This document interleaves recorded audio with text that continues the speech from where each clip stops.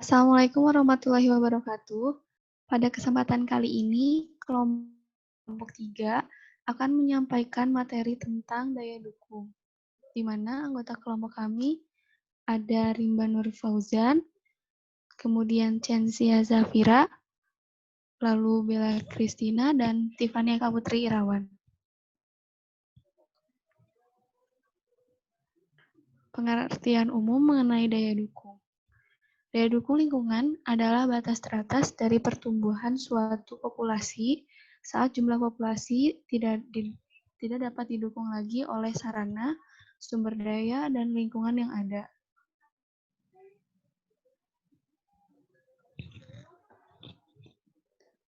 Daya dukung dibatasi oleh faktor-faktor pembatas, seperti makanan, air, tempat tinggal, luas wilayah, penyakit, predasi, dan kondisi iklim.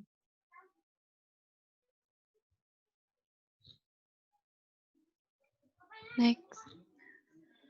Dari grafik tersebut dapat disimpulkan bahwa populasi tidak dapat tumbuh secara eksponensial tanpa batas. Populasi yang meledak selalu mencapai batas ukuran yang ditentukan oleh satu atau lebih faktor, seperti air, makanan, atau kondisi yang merugikan, seperti kekeringan, penyakit, dan iklim. Selanjutnya, fish tank merupakan salah satu kegiatan pemeliharaan ikan yang menunjukkan daya atau kekuatan suatu perairan dalam menampung jumlah ikan tertentu pada lingkungan tertentu untuk dapat memenuhi kebutuhan populasi ikan yang dipelihara tanpa menurunkan kualitas perairan tersebut.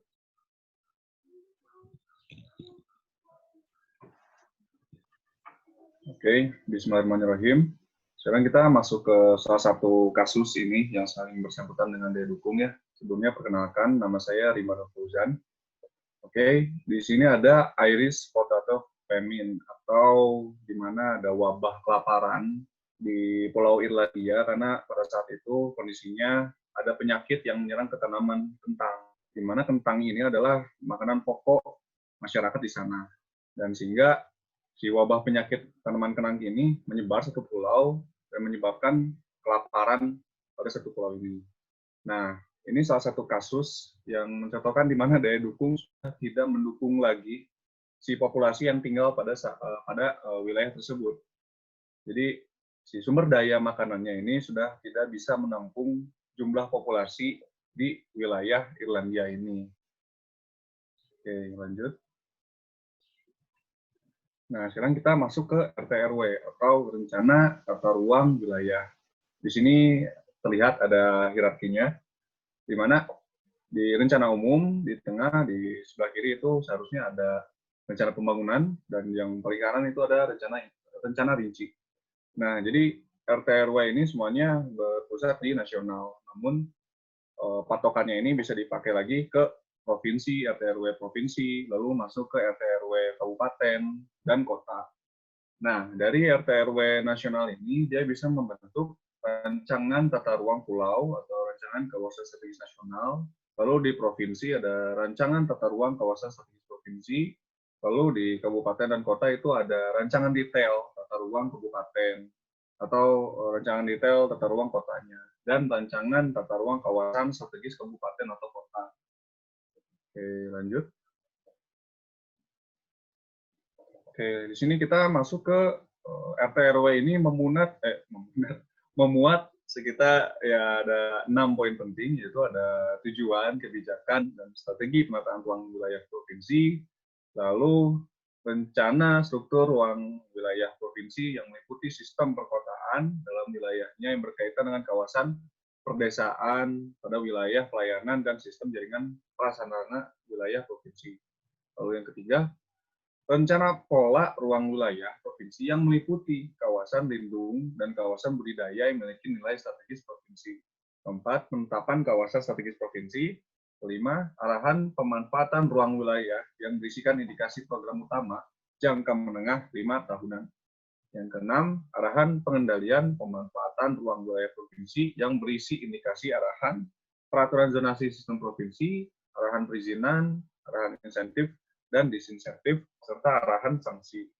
Nah, dalam 6 poin ini lebih ke RT RW provinsi, di mana mematoknya itu ke RT RW nasionalnya, gitu, dengan tujuan umumnya supaya bisa mensinergikan pembangunan jangka panjang pada wilayah-wilayah tertentu supaya bisa saling mengisi dengan wilayah-wilayah yang lain.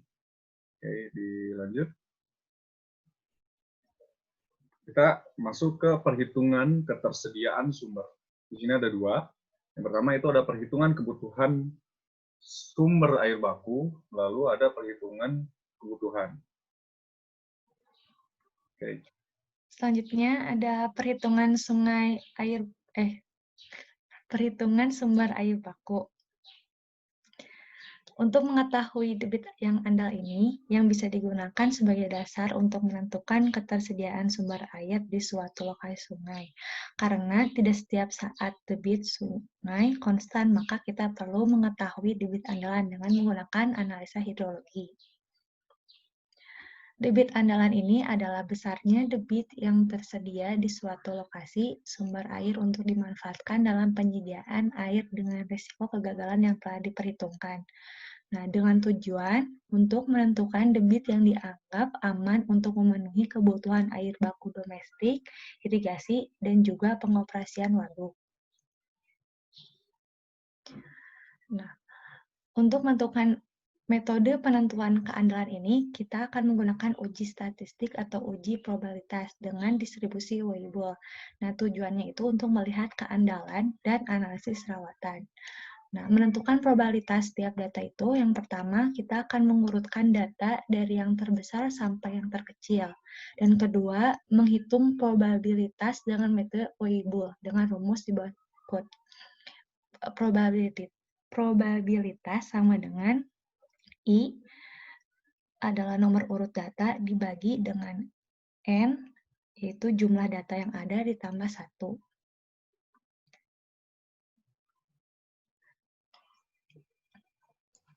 Selanjutnya, memasuki perhitungan curah hujan. Dalam Permen LH nomor 17 tahun 2009, berikut pedoman penentuan daya dukung lingkungan hidup dalam penataan ruang wilayah yang didasarkan pada 2 persamaan, yaitu ada koefisien limpasan tertimbang atau C, yang kedua, ketersediaan air atau SA.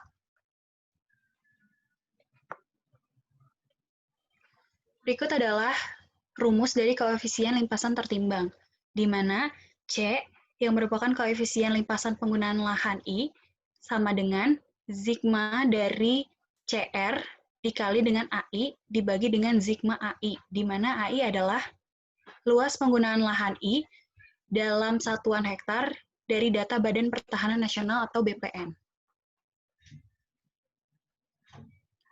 Selanjutnya, menghitung ketersediaan air, berikut rumus yang digunakan, yaitu SA sama dengan 10 dikali C dikali R dikali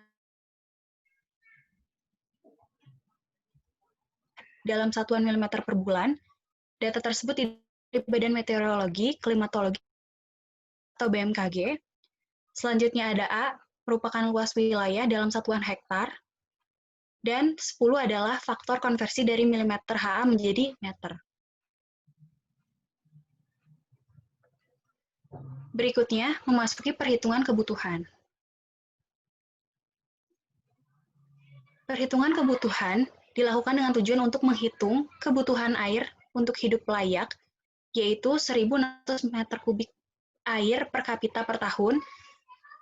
Ini merupakan pedoman yang didapatkan dari LH dengan rumus DA sama dengan N dikali KHLA, di mana DA adalah total kebutuhan air, N adalah jumlah penduduk, KHLA adalah 1.600 meter kubik air per kapita per tahun.